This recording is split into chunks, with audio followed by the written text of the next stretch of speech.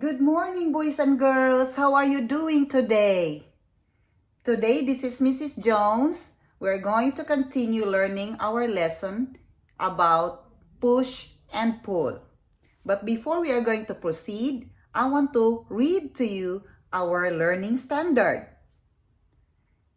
Plan and carry out an investigation to determine the relationship between an object's physical attributes and its resulting motion when a force is applied. So, when there is a force applied, there is a change in motion. Okay? For example, I'm going to push this marker up, and then I'm going to apply the force. I'm going to push. So I push it up in the air, and then the force that I applied is the push. So the motion is going up, okay? And then when it went down, I applied another force, okay? To block the marker was another force, and it was called the stopping force or the friction. Again, I will push this up high, and then there was another force stopping the marker so it won't go down on the floor. So the stopping force was called friction. So that's our word today, friction. So maybe we will encounter another word as we continue our lesson. So boys and girls, I'm going to read a book to you, okay? It's digital book, boys and girls, but I'm going to read it to you, and we're going to learn ideas about force, push, and pull. So I'm going to start, boys and girls. Are you ready? The title of our digital book today is Carlos Skateboard. What's the title of our digital book today, boys and girls? Right, Carlos Skateboard. It's called digital book because I'm not holding the physical, the actual book. It's in my laptop. See right here? It's in the internet. It's in the website. So I will just read it. So I will read it to you, boys and girls. Are you ready? Right. Carlos looked sadly at his skateboard. There was something wrong with it. It just wasn't rolling the way it used to. He needed to get it working so that he could join his friends. Carlos wanted to fix his skateboard, but he didn't know how. So Carlos has a problem, boys and girls. He didn't know how to make his skateboard work again. It won't roll smoothly anymore. So let's find out what will happen. And who do you think will help Carlos?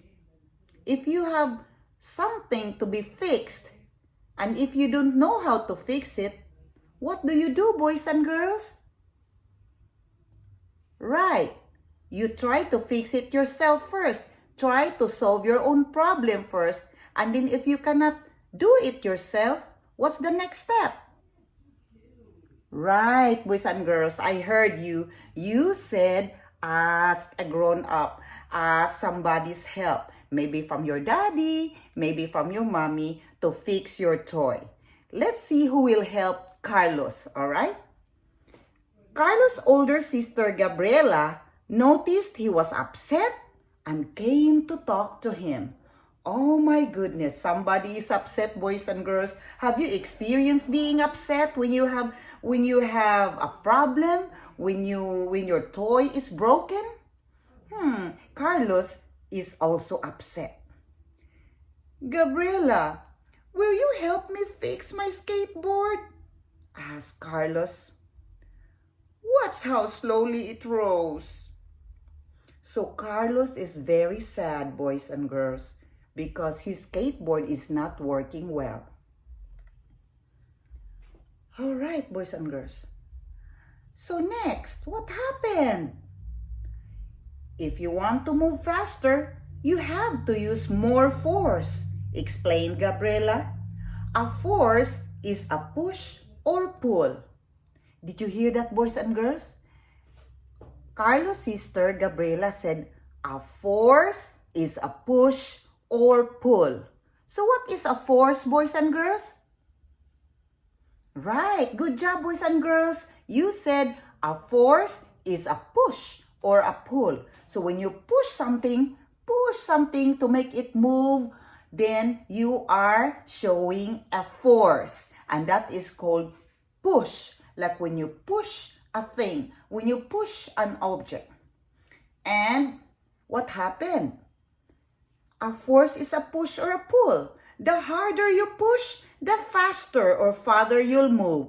So the harder you push, the faster or farther you'll move. So for example, when you are playing, the more you push the ball, the more it will fly farther. The more it will go farther, the ball, when you apply so much force to it. When you push it harder, push, or it's like throw the ball so hard, then the ball will reach very far. Okay? Because the more you push, the farther it goes. So when I push off the ground with my foot, force is what makes me move? Asked Carlos. Exactly, said Gabriela. If you want to go faster, you have to push harder. Again, boys and girls, Gabriela said, if you want to go faster, you have to push harder. Just like when you are running in the field, boys and girls, the more you push yourself, the more you move your legs, the more you do it, the faster you'll go, and the faster you'll reach the finish line. Then you will win because you are moving faster. All right. Next. What happened next, boys and girls? Okay.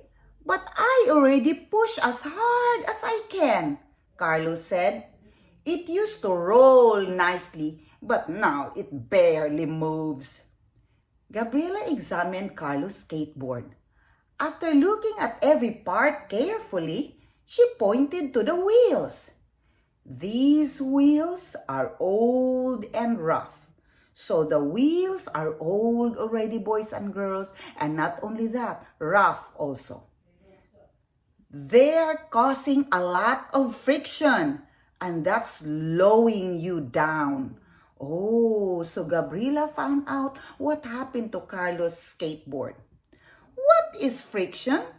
Asked Carlos, because Carlos did not understand what is friction, boys and girls. How about you, boys and girls? Do you know what is friction? Well, let's find out what is friction. What friction means. So let's find out together. Let's go to the next page, boys and girls. All right.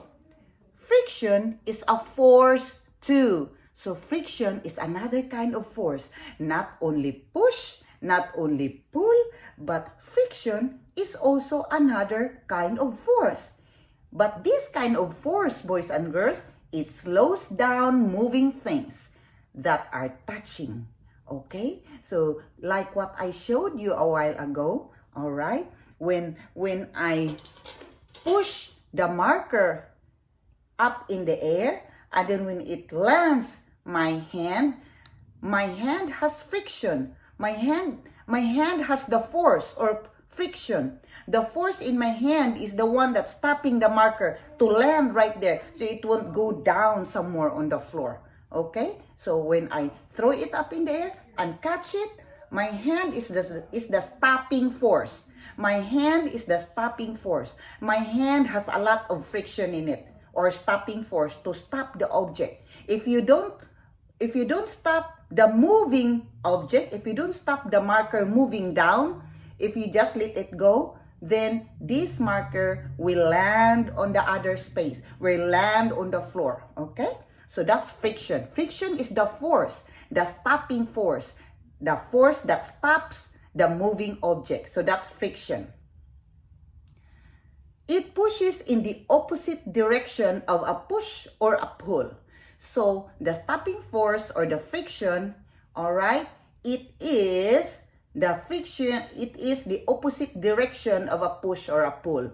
So when you push, okay, and it goes down, there is a opposite force from your hand.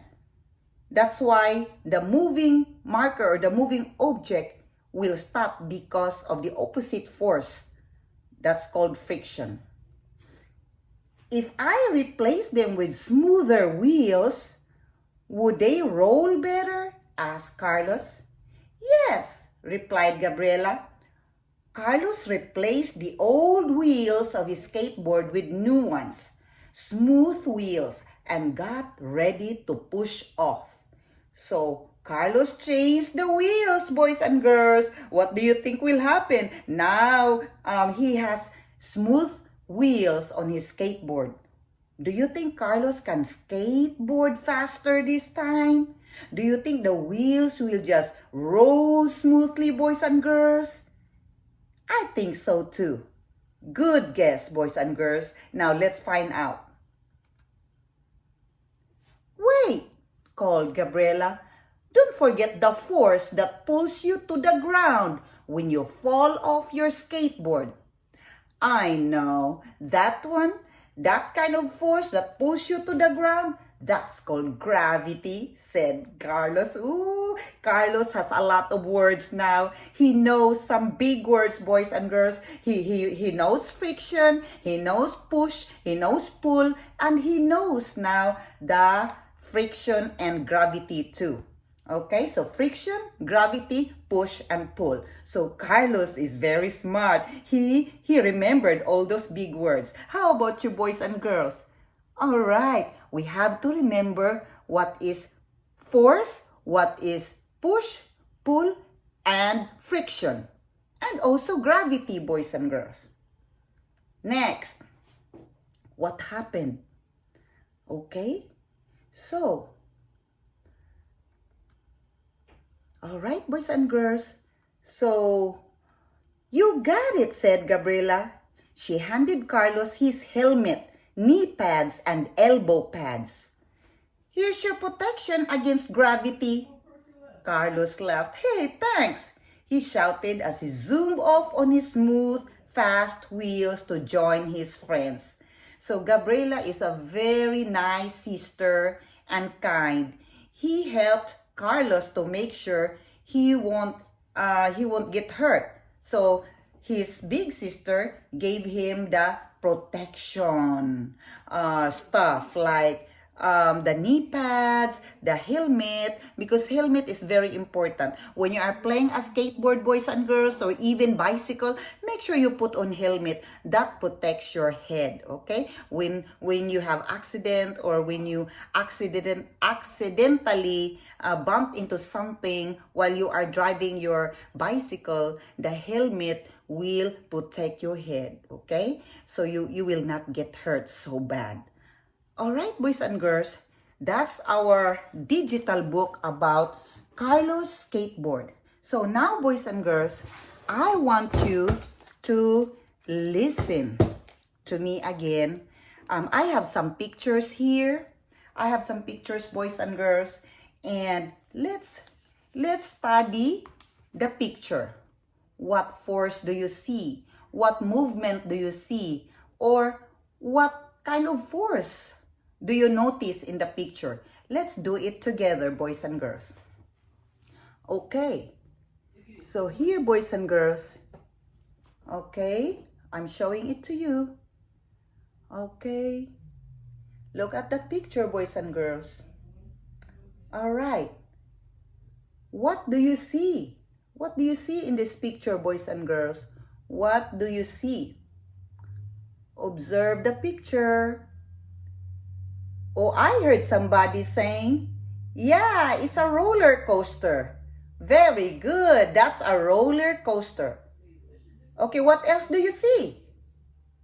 Right. I heard my friend. She said the people riding a roller coaster. Very good. The people riding a roller coaster.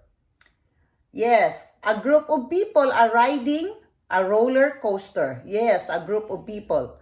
The roller coaster car will start going down. Yes, very good. The car will go down real fast. You're right. What else? Oh, I heard somebody said the people will start screaming. Yes, I believe so because sometimes it's scary when the roller coaster goes down so fast. Yes, the car will go very fast as it goes down. Yes. So there's another picture, boys and girls.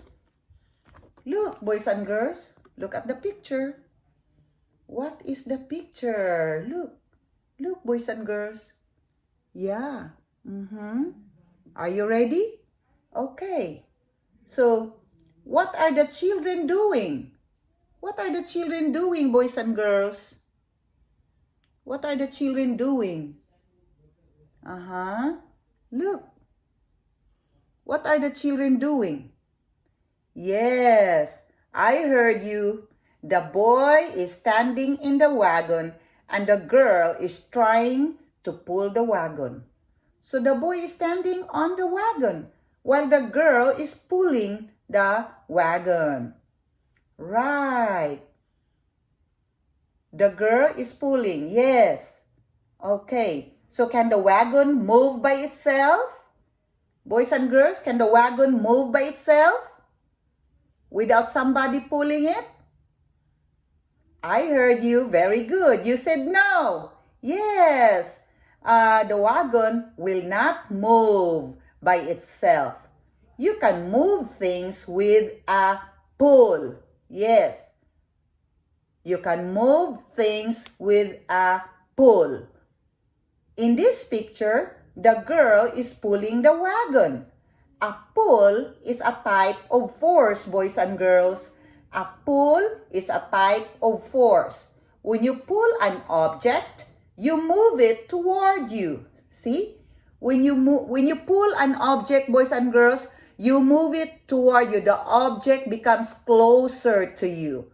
The harder you pull, the faster something moves along.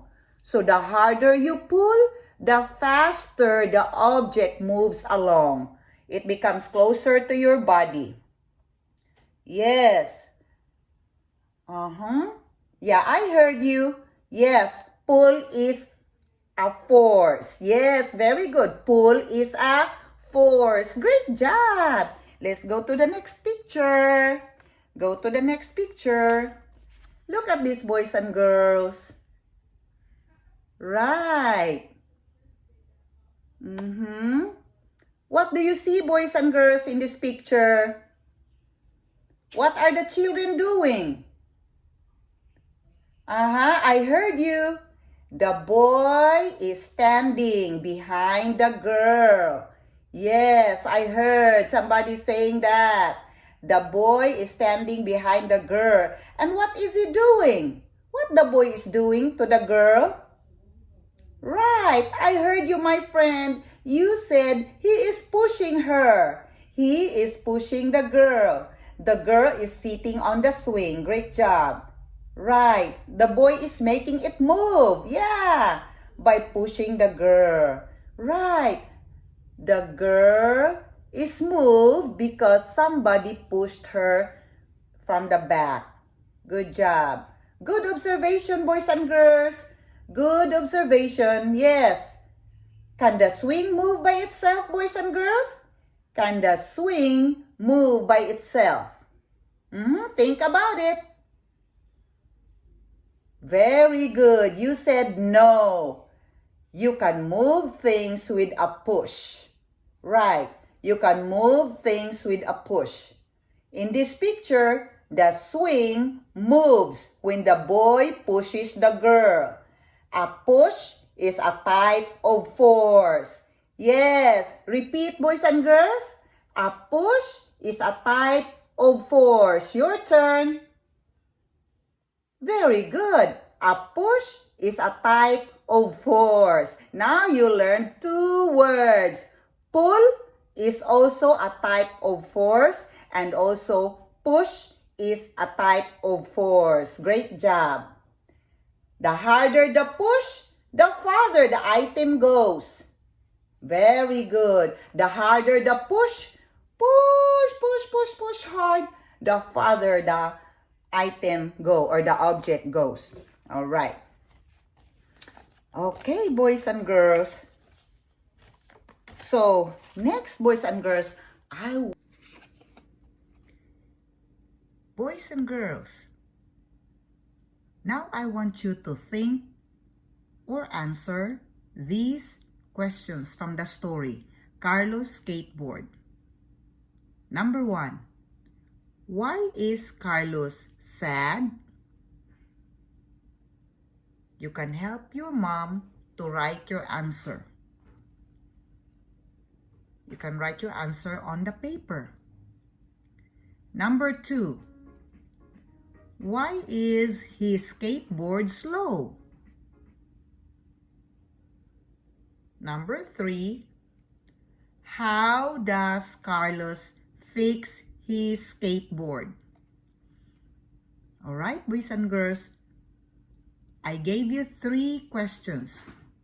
You can share your answer with your mom or dad, or you try to write a sentence to answer each question. You can write your answer on the paper so you can practice writing, or you discuss your answer with your mom or dad, or with your big sister or big brother. So again, number 1, why is Carlos sad? So what happened from the story, Carlos skateboard? Number 2, why is his skateboard slow? Number 3, how does Carlos fix his skateboard? I hope you enjoyed, boys and girls, about our story today, Carlos Skateboard. See you later. Bye-bye.